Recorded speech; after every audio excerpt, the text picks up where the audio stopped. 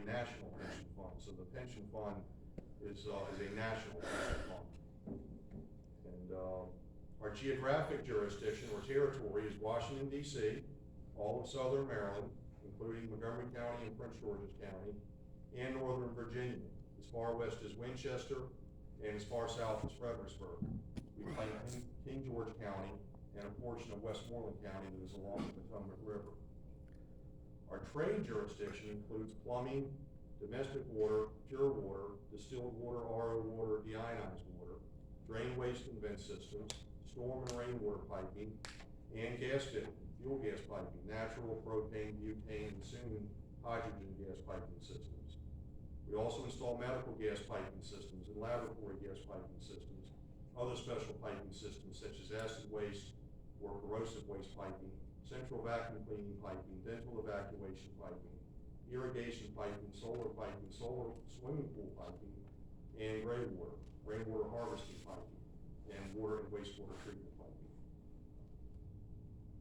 Okay, our purpose. We have a strategic plan, and I'm going to give you some insight into our strategic plan. Our purpose is UA Local 5 Plumbers and Gas Fitters protects the health of the communities we serve. UA Local 5 Plumbers and Gas Fitters envisions a local construction and service marketplace in which it plays such a valuable role that all plumbers and gas fitters believe that it's a personal or business necessity to become members of or signatories in agreement with UA Local 5 Plumbers and Gas Fitters. Our mission as UA Local 5 Plumbers and Gas Fitters is the leader of the union plumbing and gas fitting construction and service industry in the greater Washington, D.C. metropolitan outlying areas. Together, our members and our signatory contractors will promote professionalism and productivity industry-wide, all constructed on our core values. Core values include safety, solidarity, fidelity, education and training, benevolence, protection, recruiting and organizing, productivity, and excellence, leadership, community, and dignity and humility. Still working on the humility part. Strategic goals. We are a contractor based by 10% in the coming year. So we have 60 signatory contractors. We'd like to sign up 6 more contractors. And one way we're doing that is we're encouraging our members to start their own businesses. Increasing our membership numbers by 10%. We have 1,500 active members, so we're looking to try to grow and bring in as many as 120 to 150 more. And in doing both of those things, we hope to increase market share by 10% or more. Strategic goals include fighting unjust and injurious competition, meaning the illegitimate labor broker and the companies that hire them, increasing our membership services, increasing union meeting attendance by 10% or more, and increasing our training. We're always trying to stay current with emerging technologies in the construction industry. Number 8, marketing, communication, and end-user engagement. Number 9, concerted political and legislative action. And then we update our strategic plan once a year with the idea that we're looking out 5 years, but updating it every year. This evening's discussion will center around number 4 and number 9, fighting the illegitimate labor broker and the concerted political and legislative action. We feel like those things go together. And of course, how we can work together on these matters to build a more just society. What is an illegitimate labor broker? An illegitimate labor broker traffics undocumented workers and supplies them to illegitimate businesses for the sole purpose of evading payroll taxes and workers' compensation insurance. Illegitimate labor brokers undercut legitimate businesses and undermine local, state, and federal treasuries by tax fraud. Now, I'm emphasizing the word illegitimate. There are legitimate labor brokers. There are brokers that exist for the purpose of bringing people into this country legally and sending them to businesses that have a demand for workers that they truly cannot find in the United States. But there's a legal framework for doing that. The people that are migrating to this country that don't know any better are putting themselves in a position where they can be abused and oppressed. Illegitimate labor brokers commit wage theft, worker misclassification, workers' compensation fraud, and tax fraud. And in some cases, they commit apprenticeship fraud. Many of these companies are claiming that they have registered apprenticeship programs when they do not. And I think that's cause for concern. The Catholic Labor Network published a document called The Underground Economy and Wage Theft in Washington, D.C.'s Commercial Construction Sector. It was written by Clayton Signet, who runs the Catholic Labor Network, and Ernesto Galeas. In the executive summary, it states the construction industry in the District of Columbia features an extensive underground sector in which workers are misclassified as independent contractors or paid in cash off the books, denied the public necessary tax revenues, and denying workers the protection of wage and hour laws. What this report will refer to is the construction's underground economy. While this has long been the case in single-family residential construction and renovation, today this form of workplace fraud has penetrated the largest commercial construction sites in the District of Columbia. It's not just in the District of Columbia. This is a business model that's used throughout the area. The Catholic Labor Network set out to investigate the prevalence of misclassification and wage theft in the DC commercial construction market and document patterns within the industry. Nearly half of the workers surveyed, 47%, were part of the underground economy, either paid with a check without required payroll tax deductions or paid in cash. The underground economy was a major component of the private sector of the construction market. Of the 64 survey participants employed in the private sector construction projects, 37 or 58% were part of the underground economy. In contrast, all 15 workers surveyed who were employed on public construction contracts received paychecks with legally required pay stubs and payroll tax deductions. The underground economy was concentrated in the non-union sector of the construction market. Among the 68 workers surveyed who did not belong to a union, 37 or 54% were part of the underground economy. All 11 union members surveyed received checks with legally required pay stubs and payroll tax deductions. There was a strong association between the underground economy and minimum wage violations. 8 workers in the sample, 10%, were paid less than the DC minimum wage.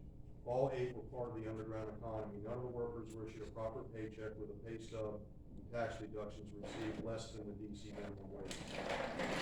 There was a strong association between the underground economy and overtime violations. 29 workers in the sample reported that they were not paid the required overtime rates when they worked more than 40 hours per week.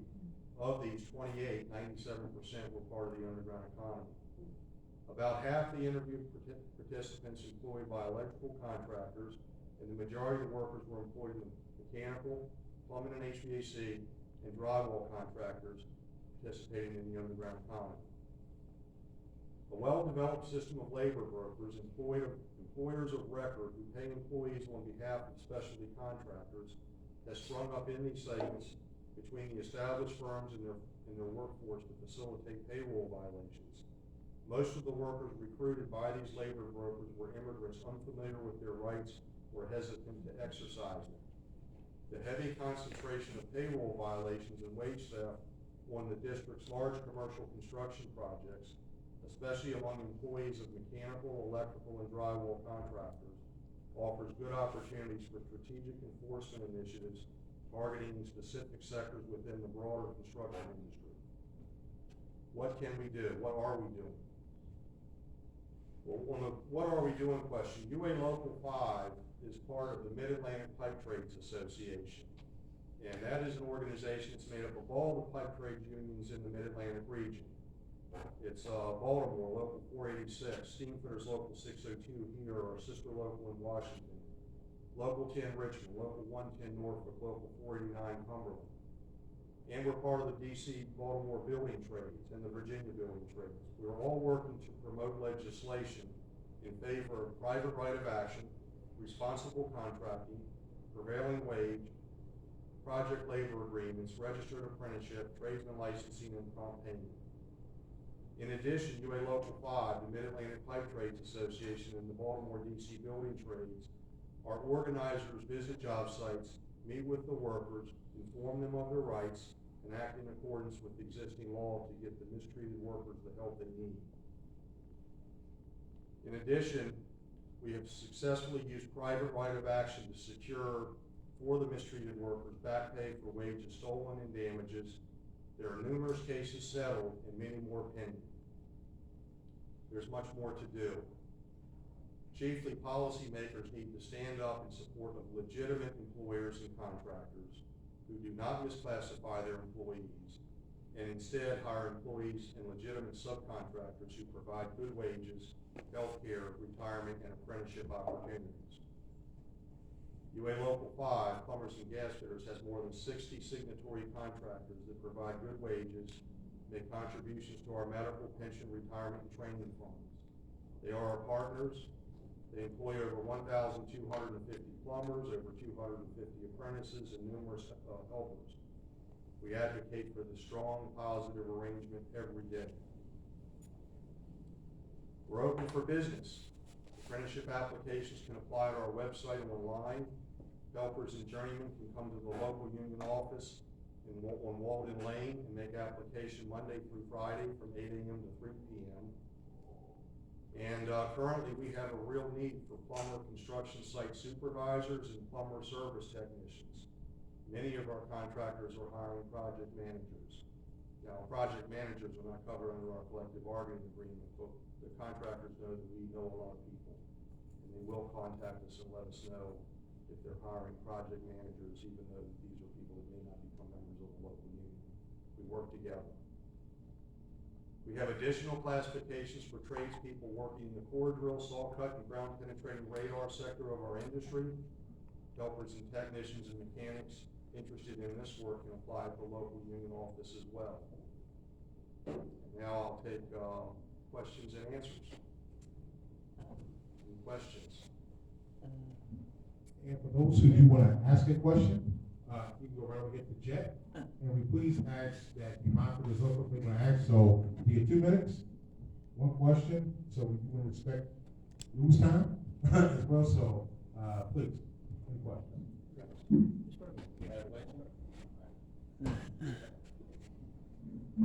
Yeah, Lou, a couple sessions ago, Senator Penske, I think, introduced a bill saying no gas piping in new buildings or new houses, right? And so that kind of upset everybody in labor a little bit.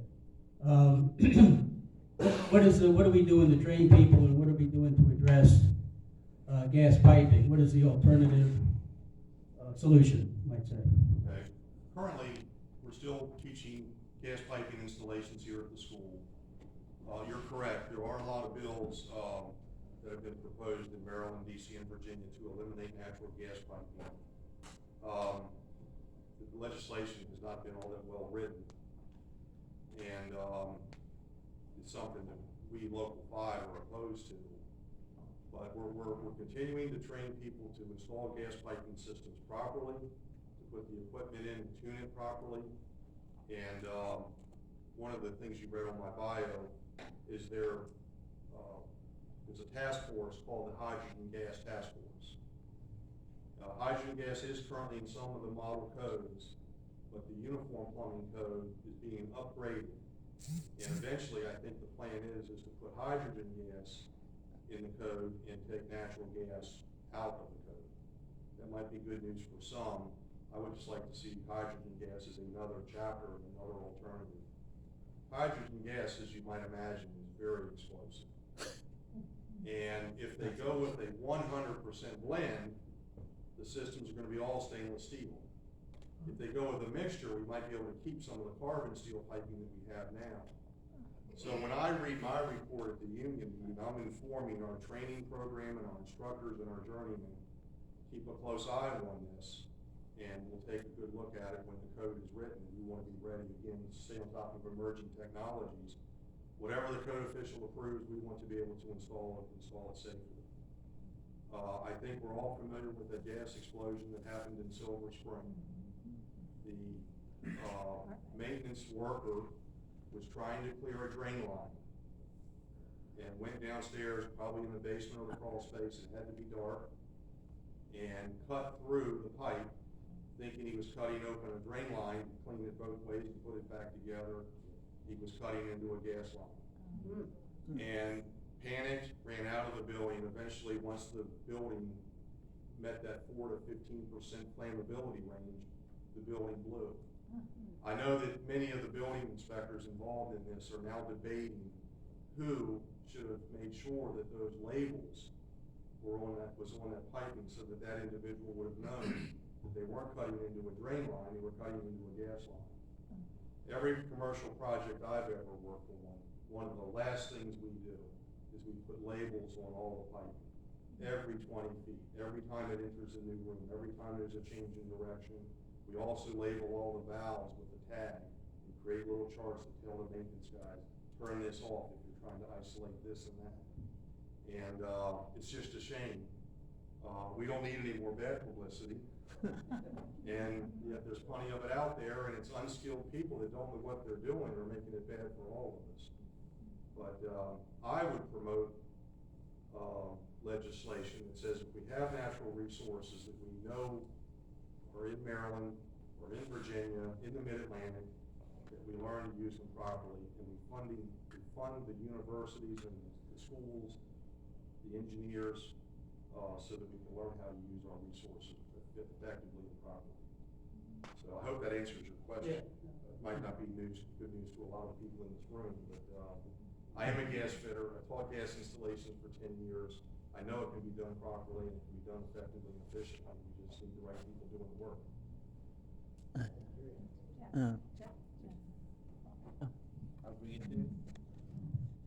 No, just leave it right there for a second.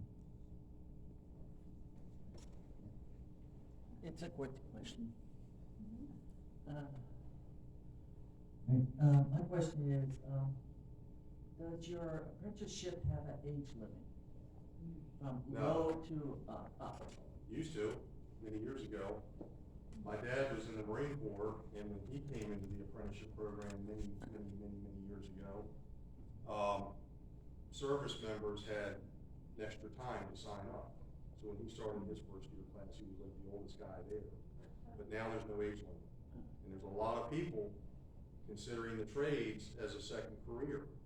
And we like those applicants. The pandemic, for all the people that had to stay home, but they watched the construction workers go to work every day as essential employees, that caused a lot of people to rethink their careers. And I don't know how long the economy is going to hold out. We need people now. We're looking for people every day. We're out on the street talking with plumbers, trying to get them to join the local union. And yeah, we need people to come down and sign up with us. Okay. Sure. No, go ahead. I'm guarding the mic.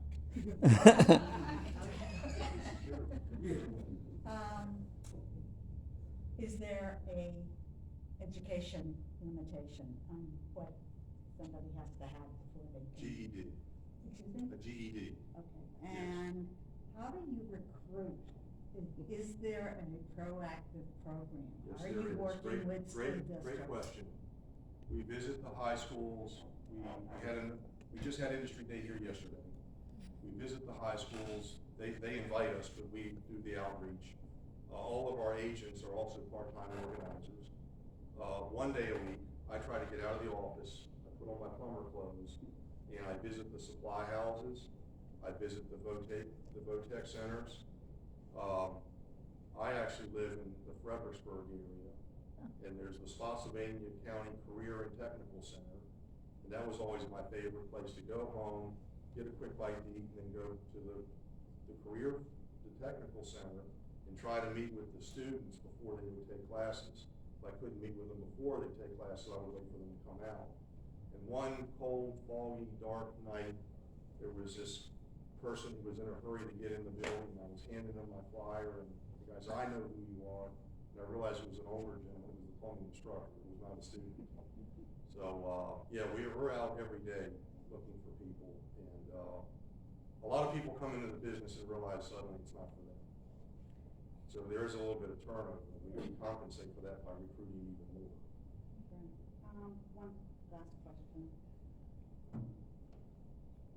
Over the past 20 years, when undocumented workers were being hired, they were being hired in parking lots by somebody individually, Sure. Excuse me, driving up and say, I Eileen, need such and Eileen? such. Could you get closer to the Oh, mic? okay, you know, the way that undocumented workers were historically hired was for a bunch to hang out by a bus stop or a parking lot of a commercial, or a company. And they would wait for people that would drive by, and a lot of that was the residential, work. Yeah, we refer to these folks as day laborers. Right. Right.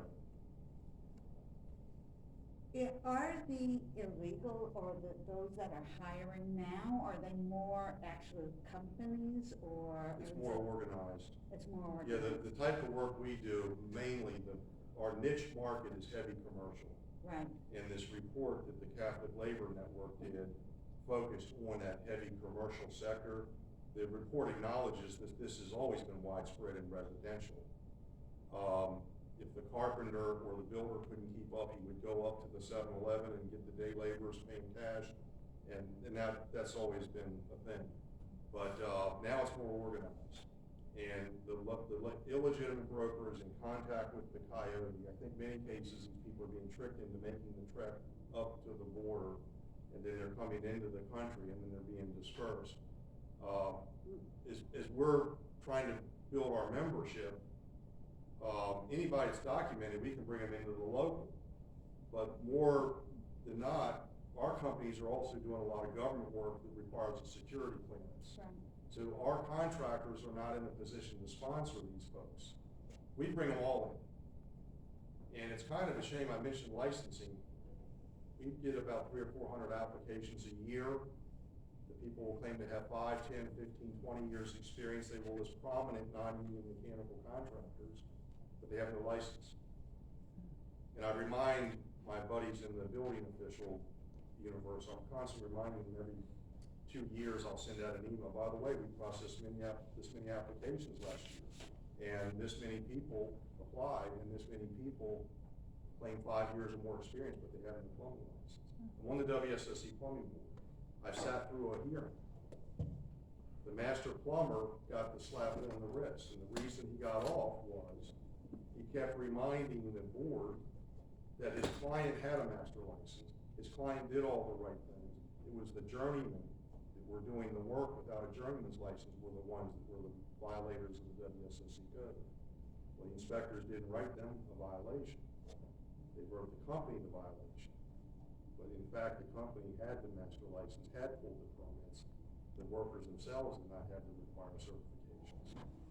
So this is a situation where it's very frustrating on our end.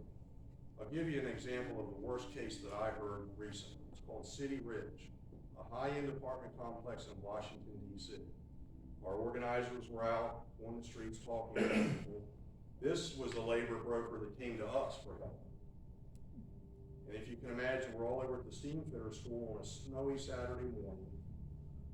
All the organizers, most of them are bilingual, they all picked a classroom, and these workers were filing in and telling their story, and then we were getting them to sign a letter on what they thought they were cheated out of. In the meantime, a bunch of us actually went to another room and interviewed the broker. Young man, spoke what appeared to be fluent Spanish. I don't speak Spanish, everybody had a good conversation in Spanish, but he did speak English, and when they were finished, I asked him, I had his contract. I know a thing or two about construction contracts, so I wanted to ask him questions about the contract. And he did his best to answer. But out of 7 buildings, he did 4 buildings, plumbing and ductwork. And I asked, I said, did you put this budget together for these individual buildings? And he said, no. Well, who did? The contractor. Now, the mechanical contractor is Maryland-based. They're a high-profile, prominent mechanical contractor operating in Maryland. The general contractor is a well-known Baltimore-based general contractor. The labor broker is a young fellow working out of his house in Virginia. The job was going over budget. He had overbilled, he wasn't getting paid, now he couldn't pay the people and he had a conscience, he wanted to pay his workers. The mechanical contractor offered to give him a loan so he could finish his work, he had to sign his house over for collateral. In our sector, when we build ductwork, we're not sheet metal workers, but when we put ductwork together in the shop, we put it together in the shop, we ship it to the job, and we try to put it in as fast as possible. This ductwork was made in Mexico and shipped from Mexico to the United States to a job in Washington DC flat. Because it was cheaper to install it on the job site in Washington DC, piece by piece, using workers making less than minimum wage under this labor broker model. We got the letter signed, we took the letters to the job site, the general contractor accepted the letters, they did pay the workers the back wages, a bunch of us went up to the mechanical contractor's office, provided them with documentation that they had basically been caught. And immediately the workers got the little bit of pay that they were owed, but the case is still pending because the project was just an absolute mess. That's just one example. The other well-known case in Washington DC is Power Design, an electrical company. This is a business model for them. They had to settle for $4 million. That's a slap on the wrist. They're still at it. In fact, they've improved their model, and now they've moved into the plumbing and mechanical work. So they're doing electrical, plumbing, and mechanical using this model.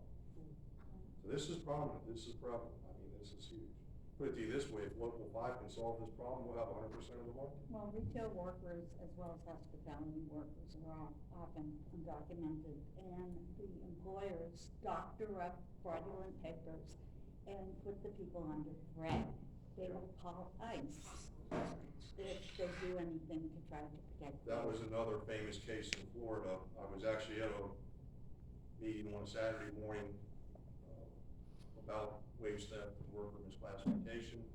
The hotel had the USA Today, front page of the USA Today. One brother was in the general contracting business, the other brother was in the workers' compensation business. Both